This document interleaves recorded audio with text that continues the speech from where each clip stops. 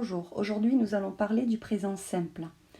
Le présent simple, non seulement est simple à conjuguer, oui, mais il tient son nom du fait qu'il n'est pas composé. Il n'est pas composé de deux éléments comme le passé composé en français, il n'est pas composé d'un auxiliaire et du verbe. Il est tout seul, il a besoin d'un seul élément, V, la base verbale. Alors, comment conjugue-t-on le présent simple à la forme affirmative? La forme affirmative, c'est pour dire j'aime, je joue, je travaille. Ça, c'est la forme affirmative. Donc, la forme affirmative, pour les pronoms personnels I, you, we et they, il suffit de rajouter la base verbale. Dans cet exemple, love. Qu'est-ce que la base verbale? Vous prenez l'infinitif to love, qui est l'infinitif. Vous enlevez to et la base verbale c'est love. Et on note ça V. Donc ça sera love pour I, you, we, they.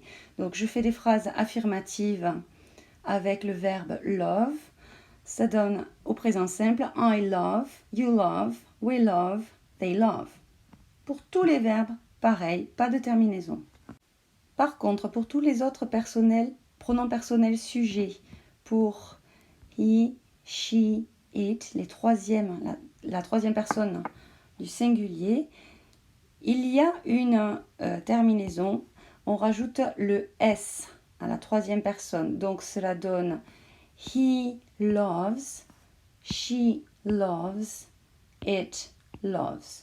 Donc il y a au présent simple une seule et unique terminaison. C'est pour la troisième personne du singulier, pour he, she et it. On rajoute un S à la troisième personne du singulier.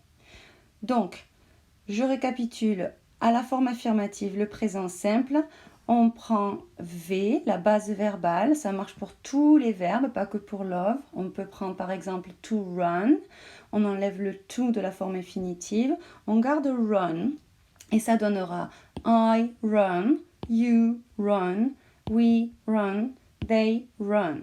Par contre, pour il, elle et le neutre, pour he, she et it, la troisième personne du singulier, ce sera he runs, she runs, it runs. Le présent simple, pour la forme interrogative et la forme négative, a besoin d'un petit mot outil pour poser donc des questions et pour faire des phrases négatives. Donc nous allons d'abord nous pencher sur la forme interrogative. Qu'est-ce que la forme interrogative? En français, ça correspond à aimes-tu les pizzas? Aimes-tu aller au cinéma? Travailles-tu souvent? Voilà, on pose des questions.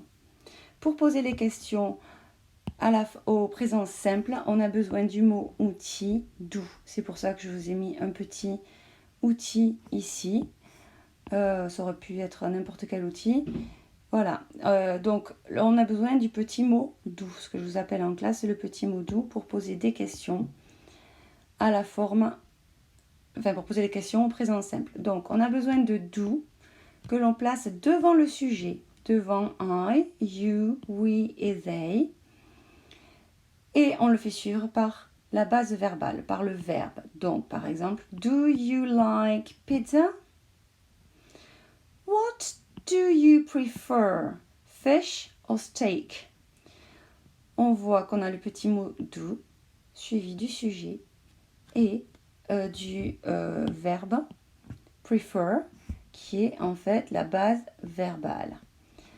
Dans l'exemple dessus, on a bien le mot outil do, suivi du sujet et suivi de la base verbale like. Je rappelle que la base verbale s'obtient en enlevant le to. On a to like. Il suffit d'enlever le to et nous avons la base verbale. Pour les pronoms personnels sujets de la troisième personne du singulier, he, she et it, on rajoute la terminaison du S au petit mot do. Donc do devient does. Comme je vous ai dit en classe, do fonctionne comme un aimant. C'est pour cela que vous avez un aimant qui correspond à l'auxiliaire do, au petit mot do. Donc do, quand il est dans une phrase, c'est-à-dire à la forme interrogative et à la forme négative, quand do est dans une phrase, à la troisième personne du singulier, c'est lui qui va attirer le S qui normalement devrait être sur la base verbale, comme à la forme affirmative. Do l'attire. Donc do porte le S. Il est comme un gros aimant, il attire le S. On enlève donc le S de la base verbale, il est attiré par do et c'est lui qui le porte. Mais surtout, du coup, on ne le laisse pas sur la base verbale. Il n'est que sur do qui devient does. Donc, comment poser les questions avec he, she, it? On utilise does. Does she love chocolate? Does she like pizza? Does he like fishing? Donc, après la forme interrogative, nous allons nous pencher sur la forme négative. Comme pour poser des questions, quand on fait des phrases négatives, on a besoin du mot outil do, du petit mot do. D'abord, petit rappel, qu'est-ce qu'une phrase négative en français? C'est chaque fois que vous aurez dans une phrase ne pas. Je n'aime pas les légumes, je n'aime pas les maths, excusez-moi pour les maths. Voilà, ça c'est des phrases négatives. Donc pour fabriquer des phrases négatives, on a besoin au présent simple du petit mot do, de l'opérateur do. Pour les pronoms personnels sujets I, you, we et they, il suffit de rajouter not à do. Donc à l'oral, do not deviendra don't. Et on le fait suivre du verbe, de la base verbale. Donc I don't like peas. You don't like peas. We don't like peas. They don't like peas. En ce qui concerne la troisième personne du singulier, pour he, she et it, do fonctionne comme un aimant, comme nous l'avons dit tout à l'heure, et il attire le S. On n'oublie pas de rajouter le S. Donc, on a besoin de l'opérateur do pour faire des phrases négatives. Do devient does plus not. Does not devient à l'oral doesn't grâce à la contraction. He doesn't like soup. She doesn't like soup. It doesn't like bumps on the road. Alors, quand utilisons-nous le présent simple en anglais? Parce qu'il faut se rappeler qu'il y a 3 présents en anglais, contrairement au français où nous n'avons que le présent de l'indicatif pour équivalent. Donc là, on se concentre sur ce présent-là, le présent simple. On l'utilise lorsque l'on exprime des goûts, des sentiments, des habitudes, une routine, c'est-à-dire la routine c'est tout ce que vous faites habituellement ou que vous ne faites pas habituellement, mais aussi lorsque vous exprimez une opinion personnelle, religieuse, politique, etc. Donc des exemples. Vous exprimez des goûts quand vous dites I don't like peas. Je n'aime pas les petits pois. I love bananas. C'est une expression de goût. Vous exprimez des sentiments quand vous faites une déclaration amoureuse. Vous connaissez tous I love you. I love you. Vous voyez que nous avons simplement la base verbale, le sujet, la base verbale et le complément. I love you. Ça peut être une absence de sentiment. I don't love you. I don't love you.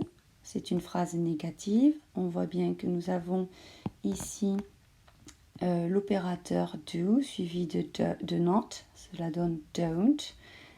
Et la base verbale love. I don't love you. Quand vous vous disputez avec votre petit frère, votre petite sœur, vos parents, vos amis, vous exprimez aussi des sentiments en leur disant « I hate you ». Je te déteste. I hate you. C'est à la forme affirmative, même si c'est un sentiment négatif. Je te déteste. I hate you. Le contraire à la forme négative. Je ne te déteste pas. I don't hate you.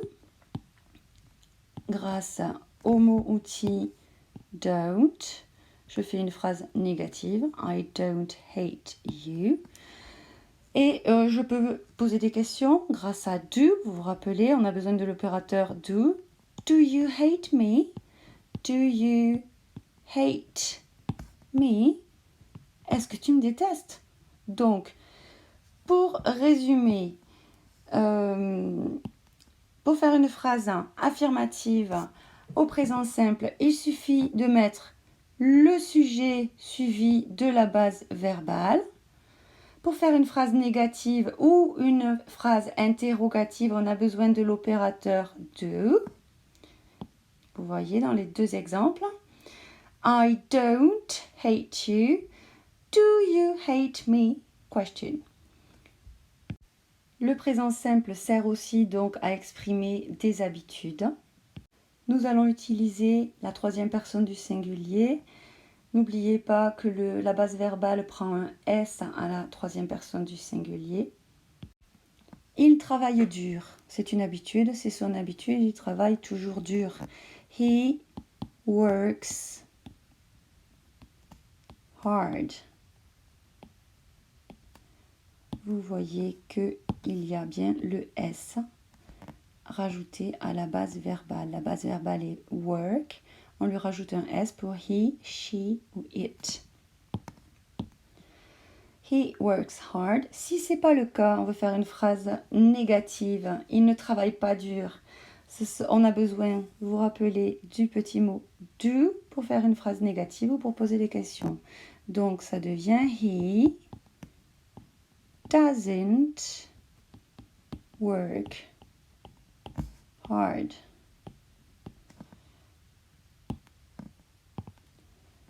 Le S est passé de work, il n'apparaît plus sur le work, il est passé sur do parce qu'on a dit que do fonctionnait comme un aimant. Il attire le S. Ça, c'est un aimant magnifique. Il attire le S. Quand il y a do dans la phrase, c'est lui qui prend le S. On rajoute un petit E aussi. Idem pour poser des questions. Donc, je m'interroge. Travaille-t-il dur réellement? Does he work hard? Does he work hard?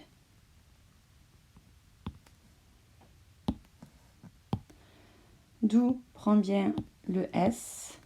Il n'apparaît plus ici. Et on a rajouté le petit E.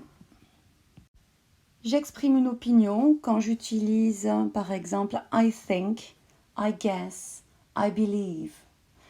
I think it's unfair. I think it's unfair. Je trouve que c'est injuste. Think est conjugué au présent simple. I believe is a racist. J'exprime ce que je pense. J'exprime un doute, une opinion. I believe, je crois qu'il est raciste. Voilà, j'espère que c'est un petit peu plus clair pour vous. Vous pouvez imprimer cette carte mentale depuis le blog ou depuis Pronote. N'hésitez pas à écouter, réécouter pour vous en imprégner et apprendre à faire des phrases correctes au présent simple. À bientôt!